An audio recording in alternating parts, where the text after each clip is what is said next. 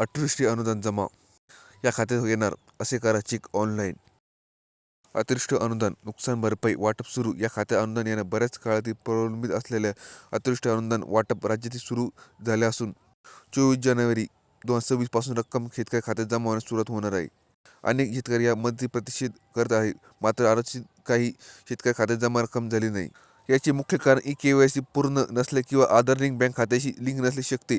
त्यामुळे शेतकऱ्याला आपले अजून अनुदान जमा झाले आहे की नाही हे वेळेस तुमच्या अनुदान स्थिती तपासणे, तुम्ही SMS डिटेल मॉनिटाईज करणे, अधिक वेबसाईट संकेतस्थळ भेट देणे, तिथे विकेएस टाकून तुमचे ऑनलाईन पेमेंट बँक खात्याशी जर तुम्हाला स्टेटमेंट KYC दिसत असेल तर तुम्हाला त्वरित KYC प्रक्रिया पूर्ण करायची लागेल.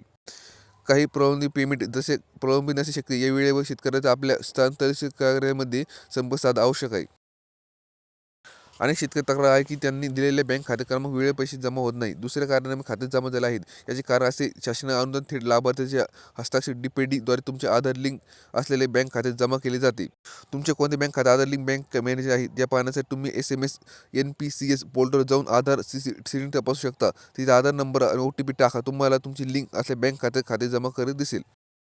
थोडासे सांगितलं तर तुम्ही अतिवृष्टी अनुदान वेळेवर तुमच्या आधार कार्ड बँक खात्याशी लिंक असेल KYC पूर्ण असेल अत्यंत आवश्यक आहे.